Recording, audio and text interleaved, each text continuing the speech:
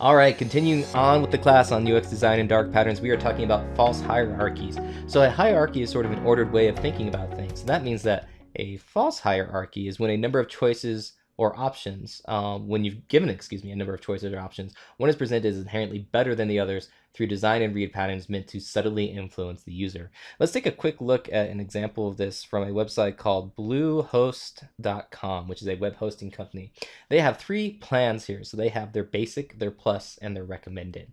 Immediately, we can see that our eye is immediately drawn to this recommended option through use of a little bit of extra offset, a little bit larger size, easier to see, larger size, set off to the right. We've got some extra wording here, microcopy, recommended, over $80 a year in extras, some extra colors, some blue and orange going on here, or so I'd say orange and blue going on. They're doing a little bit to influence us here and to try and guide us towards that one. They're not allowing us to just look at these and use our own judgment to see which one would be easier. They're trying to influence our brain to say, hey, look at me, I'm bigger, I'm brighter, I'm automatically going to be the better choice.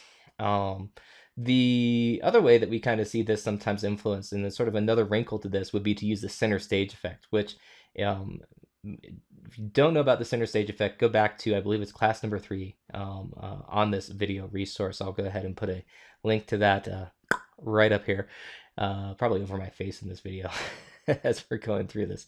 But essentially, the center stage effect says that when you lay out a number of different choices, either horizontally or vertically, people most often choose choices that are in the middle.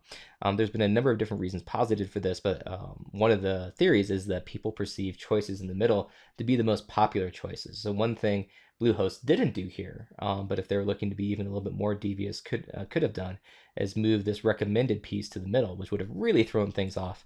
At least we have to give them some credit because they are going from left to right in terms of pricing, so lowest to highest price, and they're at least keeping that model intact, that sort of mental model that we see of increasing price intact.